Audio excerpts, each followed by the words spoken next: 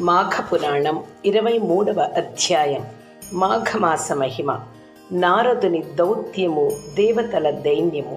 గృత్నమద మహర్షి జహ్నుతో ఇట్లనెను: పారిజాత పుష్పములకై వెళ్ళిన యక్షుడింకనూ రాకపోవుటకు కారణమేమని ఇంద్రుడు విచారించెను. పారిజాత పుష్పముపైనున్న ఇష్టము అధికముగా అగుటచే తాను భూలోకమునకు పోదలిచెను. ఇంద్రుడు పారిజాత పుష్పములకై వచ్చుచు దేవతలను కూడా తనతో తీసుకుని వచ్చెను. సువాసనలు విరజుమ్ముచున్న పారిజాత పుష్పములను చూచి ఇంద్రుడు దేవతల మహోత్సాహముతో పారిజాత పుష్పములను కోసిరి. పారిజాత వృక్షమునే స్వర్గమునకు తీసుకొని పోదలచిరి. ఆ మహోత్సాహములో శ్రీహరి పూజా నిర్మాల్యమును పాదములతో త్రొక్కి దాటిరి. ఫలితముగా దివ్య శక్తులను కోల్పోయిరి. శక్తి విహీనులు అయినారు. ఇంద్రాదులు ఇంకనూ రాలేదని మరికొందరు దేవతలు వచ్చిరి. పారిజాత వృక్షమును పెకలింపదలచి యత్నించిది. శ్రీహరి నిర్మాల్యమును దాటడము వలన వారును శక్తిహీనులై పడియుండిరి. మరునాటి ఉద్యాటమున సత్యజిత్తు తన తోటను చూడవచ్చెను. అచ్చట నిస్తేజులై నిలిచిన ఇంద్రాదులను చూచెను. వారి పరిస్థితికి ఆశ్చర్యమును విచారమును చెందెను. వారికి నమస్కరించెను. ఇంద్రాది దేవతలారా, మీరు మానవులమైన మాకంటే గొప్పవారు. ఇంతటి మీరు స్వల్ప ప్రయోజనమునకై ఇట్టి అకార్యము నేల చేసితిరి. మీరు నాకు తెలియకుండా పుష్పములను దొంగతనముగా తీసుకొని పోదలుచుట దోషము కాదా అని ప్రశ్నించెను. ఇంద్రాదులు సమాధానము చెప్పలేక తలలు వంచుకొనిది. గరుత్మంతుడు మొదలైన ఉత్తమ పక్షులు నేలపైన ఉన్న పైనున్న మాంసమునకు ఆశపడి భూమిపై వ్రాని అవమానమునందినట్లు మేమును పారిజాత పుష్పములకు ఆశపడి ధర్మమును తప్పి దొంగలించి ఇట్టి స్థితికి పొందితిమి. ఇకమై మా పరిస్థితి ఏమిటో ఎట్టిదో చెప్పుమని అడిగిరి. సత్యజిత్తు వారికేమియూ సమాధానమును చెప్పక తన ఆశ్రమమునకు పోయెను. ఇంద్రుడు మొదలగు వారు ఆహారము లేక దుఃఖపడుచు అచట 11 దినములు ఉండిరి. వారికి ఆ కాలమున అమృత ఆహారము లేదు. కామధేనువు ఇచ్చు మధుర క్షీరమును లేదు. కల్పవృక్షము చింతామణి ఇచ్చునట్టి పుష్టికరములైన భక్ష్యభోజ్యములను లేవు. మిక్కిలి దీనులై ఉండేరి. సత్యజిత్తును దేవతల దురవస్థకు విచారించెను. తాను చల్లిన శ్రీహరి నిర్మాల్యమును తొలగించెను. తానేమి చేయవలెనో, దేవతల దుస్థితి తన వలన ఏర్పడినది ఎట్లో తొలుగునో తెలియక దీనులై ఉన్న దేవతలపై జాలిపడెను. ఆ శరణశరణ్యుడైన శ్రీహరిని యథాపూర్వకముగా పూజించుచు తానును భార్యయు నిరాహారులై ఉండిరి. ఈ విధముగా సత్యజిత్తు కూడా 11 దినములు నిరాహారుడై శ్రీహరి పూజను మానక శ్రీమన్నారాయణుని తలంచుచుండెను. త్రిలోక సంచారియగు నారదుడు ఆకాశమున తిరుగుచు దేవతల దురవస్థను గమనించెను. వారికి ఎట్టి సహాయము చేసినా వారి దురవస్థ పోవునో అతనికి తెలియలేదు. నేరుగా శ్రీహరిని చేరి నారదుడును శ్రీహరికి నమస్కరించి ఇట్లు స్తుతించెను: నారదాకృత విష్ణుస్తుతి.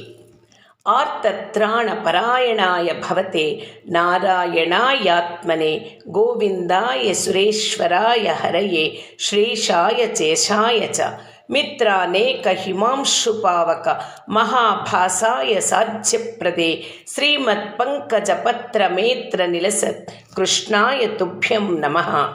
అచ్యుతాయాదిదేవాయ పురాణ పురుషాయ చ సర్వలోకనిధానాయ నమస్తే గరుడధ్వజ.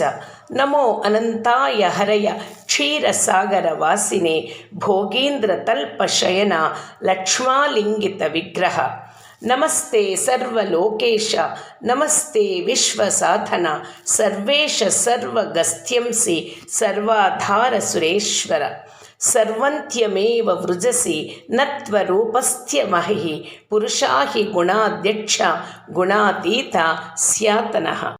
త్వమేవ సర్వలోకానాం మాతా త్వం నా పితా విభో గురుస్యం సర్వభూతానాం శిక్షకస్పుదాయకః.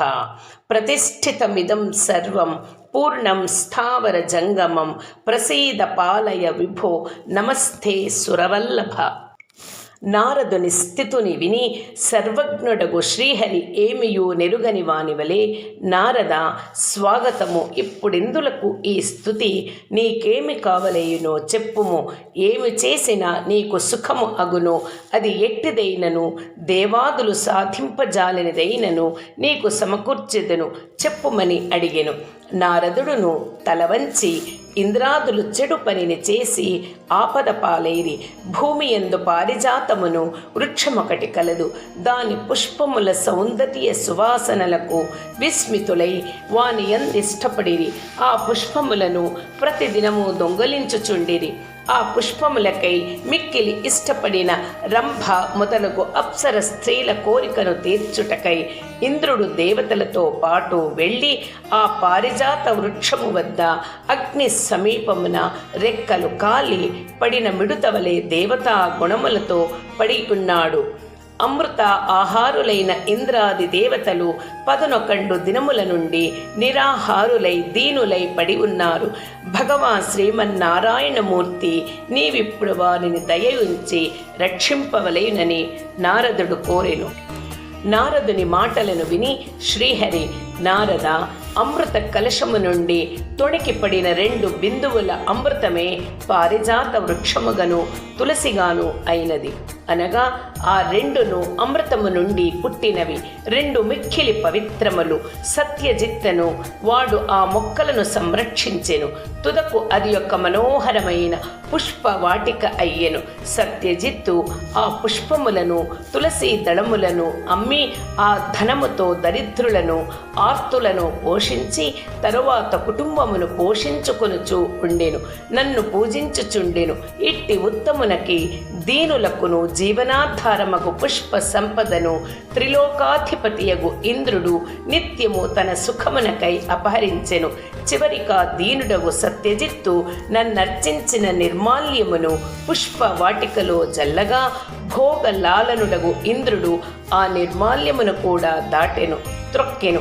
ఇన్ని దోషములచే త్రిలోకాధిపతియగు ఇంద్రుడు, వారి అనుచరులు శక్తిహీనులై తోటలో పడియున్నారు. నన్ను పూజించిన నిర్మాల్యమును తెలిసి కానీ తెలియక కానీ దాటినా తొక్కిన ఎంతటి వాడు అయినను అంతటి శక్తిని కోల్పోయి దీనుడు కాక తప్పదు. ఉత్తముడైన ఆ సత్యజిత్తు ఇంద్రాదుల దైన్యమునకు బాధపడుచు ఏమి చేయవలేనో తెలియక తానును భార్యతో పాటు నిరాహారుడై నన్నర్చించుచు నన్ను స్మరించుచున్నాడు. ఆషాఢ శుక్ల పాడ్యమి మొదలు నేటి వరకు 11 దినములు దేవతలు అమృత పానము లేక నిరాహారులైరి. సత్యజిత్తును వారిని చూచి భార్యతో పాటు నిరాహారుడై ఉండెను. దేవతల పుష్టికై నన్ను ప్రతిదినము అర్చించుతూనే ఉన్నాడు. నేడు 11వ దినము అనగా ఏకాదశి తిథి. సత్యజిత్తు నేడు కూడా ఉపవాసము ఉండి నా అష్టాక్షరి మంత్రమును జపించుచు జాగరణ మొనర్చినచో నేను ప్రసన్నుడై అతడేమి కోరినను వెంటనే ఇచ్చెదను. అతడే కాదు, ఎవరైనను ఏకాదశి నాడు ఉపవాసము ఉండి జాగరణ చేసి నా మంత్రమును జపించినచో వారికిని కోరిన దాననిచ్చెదను అని విష్ణువు సమాధానమునిచ్చెను. నారదుడును ఏమియును మాటలు ఆడలేక తన దారిన పోయెను అని గృత్నమద మహాముని జహ్నునకు చెప్పెను. బ్రాహ్మణ కన్యల విమోచనము కొంతకాలము క్రిందట మగధ రాజ్యములో పురోహిత వృత్తిచే జీవించుచున్న 4 బ్రాహ్మణులు ఉండిరి. నలుగురు కుమార్తెలు ఉండిరి. వారు నిండు యవ్వనవతులై ఉండిరి. కొన్నాళ్లకు ఆ గ్రామములోనున్న కోనేటిలో స్నానము చేయుటకు ఒక గురుకుల విద్యార్థి వచ్చెను. బ్రాహ్మణ కన్యలు ఆ యువకుని అందము చూసి మోహించి అతనిని సమీపించి చుట్టుముట్టి మమ్మల్ని వివాహము చేసుకోమని బలవంతము చేయగా ఆ బ్రాహ్మణ విద్యార్థికి అతని విద్య పూర్తి కానందున వారి కోర్కె నిరాకరించెను. అంత ఆ కన్యలు కోపముతో నీవు పిశాచివి కమ్మని శపించగా ఆ విద్యార్థి కూడా మీరు కూడా పిశాచులగుదురు కాక అని ప్రతిశాపము ఇచ్చుటచే వారంతా పిశాచ రూపములతో ఆ కొలను వద్దనే ఉండి అందరినీ బాధించి ఆహారము దొరికితే పెనుగులాడుచుండిరి. కొంతకాలమునకు ఒక సిద్ధుడు ఆ కోనేటి దగ్గరకు రాగా ఆ పిశాచముల తల్లిదండ్రులు తమ బిడ్డలకు కలిగిన పిశాచ రూపములు ఎట్లు పోవునని అడిగిరి. ఆ సిద్ధుడు వీరందరి చేత మాఘమాసములో గయలో ఉన్న త్రివేణిలో స్నానము చేయించినచో వారికున్న పిశాచ రూపము తొలగిపోవును అని చెప్పగా వారు అట్లు చేయుటచే ఆ నలుగురుకు యథారూపములు కలిగినవి. అట్లు జరుగుట మాఘస్నానమే కారణము. మాఘపురాణం 23వ అధ్యాయ పారాయణం సంపూర్ణం.